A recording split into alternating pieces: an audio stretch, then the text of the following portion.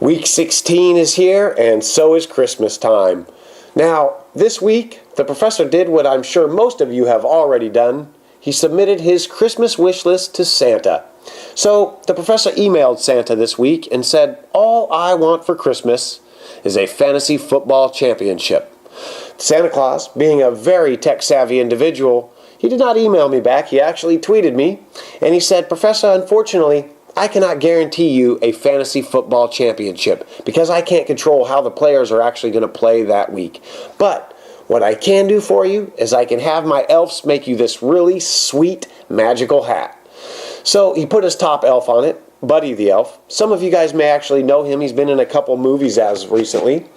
Anyways, Buddy the Elf made me this sweet magical hat, and he told me that the green on the hat represents the green grass on the football field, and the red on the hat is supposed to symbolize the blood, sweat, and tears that fantasy owners have put forth into their teams this season.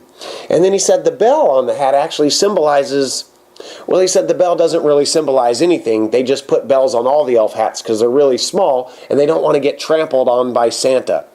So it's kind of a warning system. Anyways, so I put the hat on. Santa tweeted me, told me to check my mailbox. I got it today at noon. I put the hat on, and honestly, I've been wearing the hat for 5 hours. I don't see anything different on my fantasy football team. I can't see anything different. The only thing that's happened in the last 5 hours is I've actually shrank 5 inches. And that's 6 now. So along with that, my ears have all of a sudden started getting really pointy, and my shoes in the front have actually started curling up. Things are a little bit weird. There's some side effects going on with this hat, so I don't need it. This magical elf hat. No. Anyways, pay attention this week because I'm about to share with you some knowledge that's going to help you win your championship game. School is in session.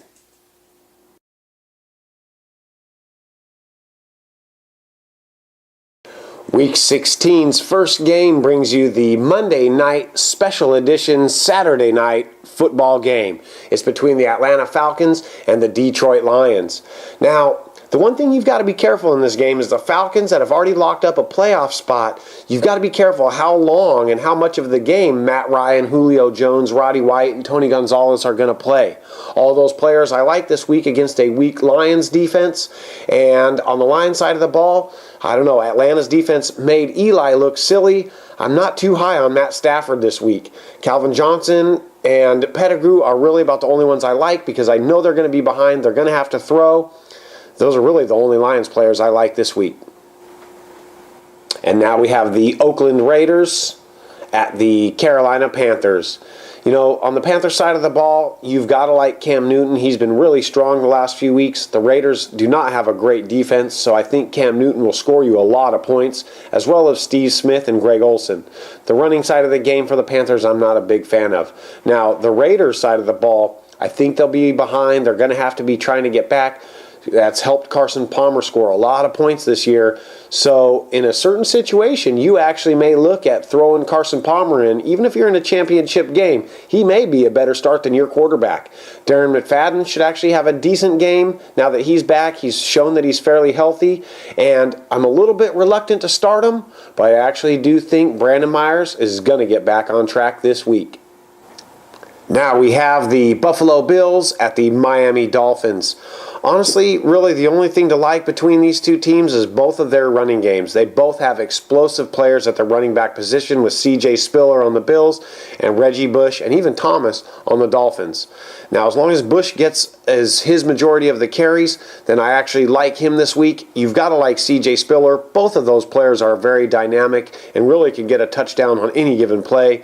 As far as the passing game, really you got to like either of the number one receivers, Stevie Johnson or Hartline. Other than that, there's not too many players to like, except for on the Bills side of the ball. I do like Chandler at tight end this week.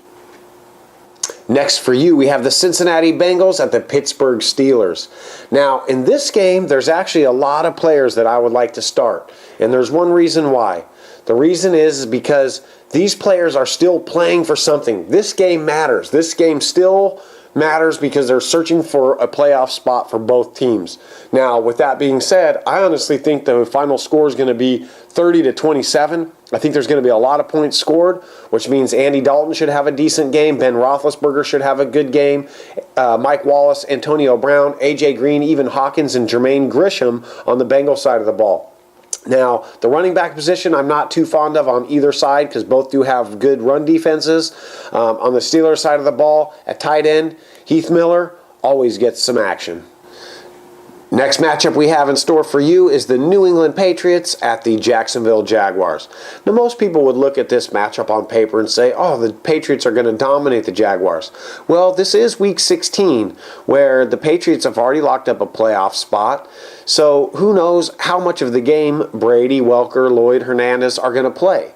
If they get a big lead in the first half, they may not even play a second half. So you've got to be careful, and this is where on your team there may be somebody else out there that's got something more to play for where you could guarantee they're going to get a full game's production out of them, and you may start them over somebody like a Brandon Lloyd or even a Tom Brady. It's risky, but in the championship game, high risk, high reward. Now, on the Patriots side of the ball, I don't like Ridley because he fumbled a couple times last week. I don't know if Belichick's going to give him the ball at all this week.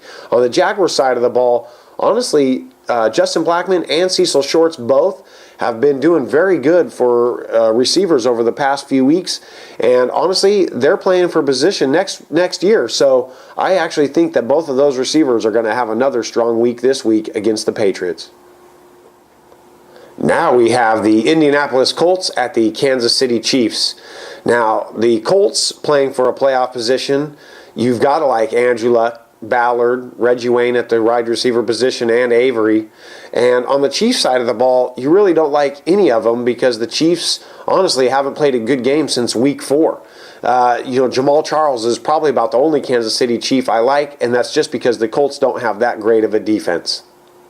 And now we bring you the shootout of the week, which is the New Orleans Saints and the Dallas Cowboys. Honestly, there's going to be a lot of scoring going on in this ball game, and it's the Saints are playing for pride, the Cowboys are playing for a playoff position, and neither of their defenses are really that good. There's a lot of offense that's going to happen in this ball game. You've got to like Drew Brees. You've got to like Tony Romo. I love DeMarco Murray this week against a weak Saints run defense. Des Bryant, with a broken finger, is still putting up double-digit points last week. I think he'll have another double-digit game as well as Miles Austin.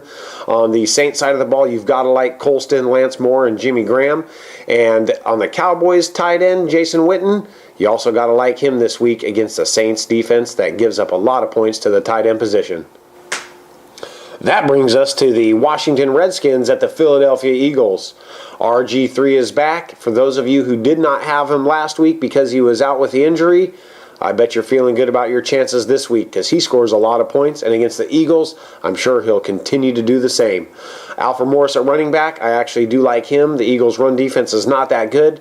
Pierre Garçon has been awesome the last few weeks, and Santana Moss I actually think is going to get in a little bit of action this week as well. On the Eagles side of the ball, they're continuing to run with Nick Foles. Not a huge fan, obviously, of him. Bryce Brown should do all right, but the Redskins' defense has been tough the last few weeks. Really, the only player I like this week is probably Jeremy Maclin. That brings us to the St. Louis Rams at the Tampa Bay Buccaneers. Now, on the Rams side of the ball, the Bucs defense is pretty good, so you don't really like too many of their players. Steven Jackson has been running like a monster the last couple weeks, but the Bucs' run defense is pretty tough. I don't really like him. Not a big fan of Bradford. I do like Amendola and Givens in the passing game because I think the Bucs are going to get out to an early lead and the Rams are going to have to pass to catch back up. On the Bucs side of the ball, with that being said, I do like Doug Martin this week and Vincent Jackson. Not a huge fan of Freeman. I think he's going to have a few turnovers. That's going to keep this game fairly close. And so the Bucs side of the ball, the only other player that I may like, and it's kind of a risk-reward play, would be Mike Williams. And now this brings us to the San Diego Chargers at the New York Jets.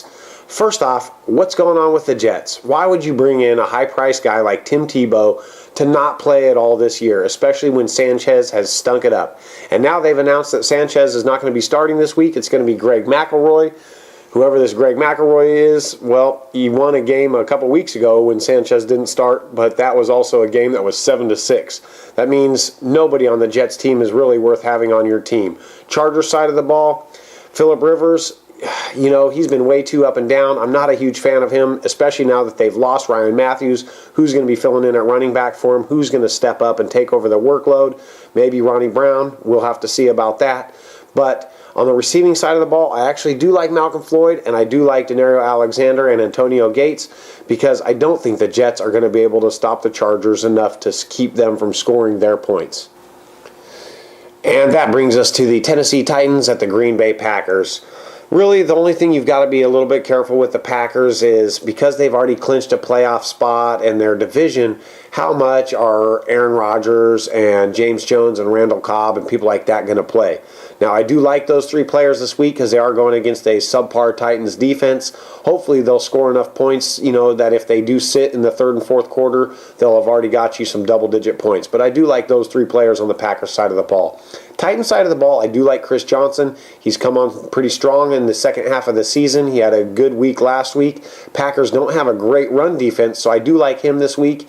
And I actually surprisingly do like Nate Washington and Kendall Wright because I think the Titans will be behind. They're going to have to throw to catch up, which means those receivers are going to score you some points.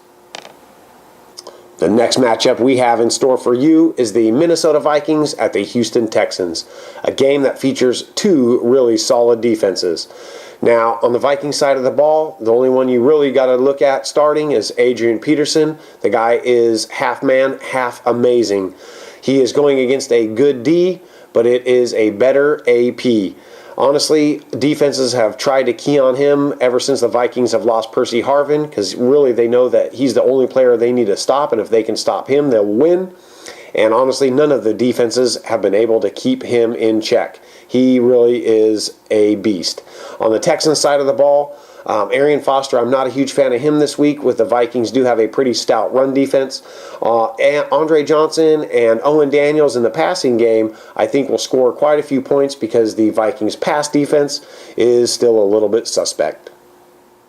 And that brings us to the Cleveland Browns at the Denver Broncos. The Broncos have had a really solid season behind Peyton Manning this year.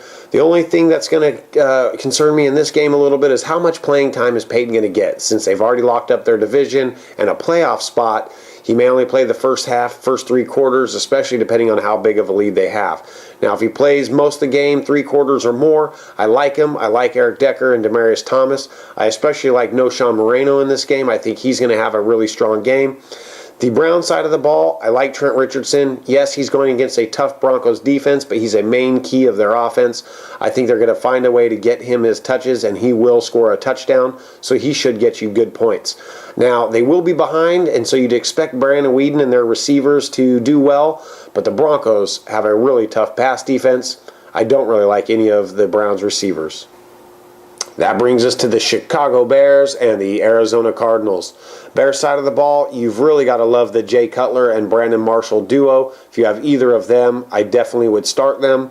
Alshon Jeffries should have an average day. You know, he might score you a few points above what he's projected, as well as Kellen Davis, and that's just because they're going up against a pretty sorry Cardinals team. On the Cardinals side of the ball, there's nobody on their team that I would have on my fantasy team. If you have somebody of a Cardinal on your team, you need to cut them, and cut them now. This brings us to the New York Giants at the Baltimore Ravens. Honestly, on the Ravens side of the ball, you know, Torrey Smith is probably still out with a concussion, and if he is, that means Anquan Bolden and Dennis Pitta are both going to get more targets, so you may look to throw one of them in your starting lineup. I do like Ray Rice this week. I think he'll actually have a pretty good game. And on the Giants side of the ball, you know, the Falcons held Manning last week to only 4.4 points. I almost scored that many points last week, and I'm not even on a football team. This week against a pretty tough Ravens defense, he should do better, but honestly, even if he doubles his point production from last week, you're still looking at about 9. So not a huge fan of Manning this week. I do think Bradshaw and Wilson at running back are going to get both a good amount of carries, and they should score you some points, but it's going to be tough to pick who's going to be the guy that's going to get the majority of the workload. If I had to pick, I'd pick David Wilson. I do think Victor Cruz is going to get a few catches and get in the end zone. I do like him this week against the Ravens. The Sunday night matchup is the San Francisco 49ers at the Seattle Seahawks. This game is a game that really matters. They're playing for the division championship, so there's going to be a lot of heart, soul, and a lot of fight in this game. On the Seahawks side of the ball, you know, I like Marshawn Lynch. I actually like Sidney Rice this week. On the Niners side of the ball, I like Crabtree. Not a very big fan of Frank Gore because the Seahawks run defense is pretty tough. Now, a few weeks ago, the professor would have told you the final score of this game would have been 9-8. Now, Russell Wilson's been on fire, as well as Colin Kaepernick. So I think this week there's going to be a lot more points scored in this game than people think. And if you are on a team where you have a quarterback, maybe somebody like an Eli Manning or Andy Dalton, or even somebody like an Aaron Rodgers who has locked up their playoff position, or they don't have a favorable matchup this week, honestly, look at getting Kaepernick or Wilson out of free agency, because that may be a way to help you steal a championship win this week.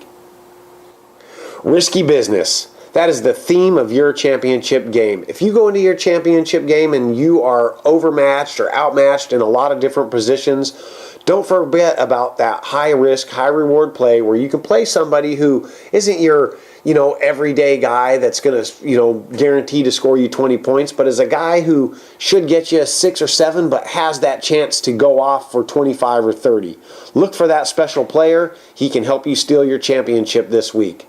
Now, if you've enjoyed watching the Professor this year, or if you feel that the other fantasy guys have been able to help you and your fantasy team in some of your matchups throughout the season, please post a comment in our comment box, as we would love to know how much that we've helped or how much that our fans have enjoyed watching the show. So if you've enjoyed it and it's helped you at all, please post in our comment box. We would love to hear it. Thanks for watching. As always, like this video, subscribe to our channel for future updates, and don't forget to follow us on Twitter. Tune in next week for our championship special.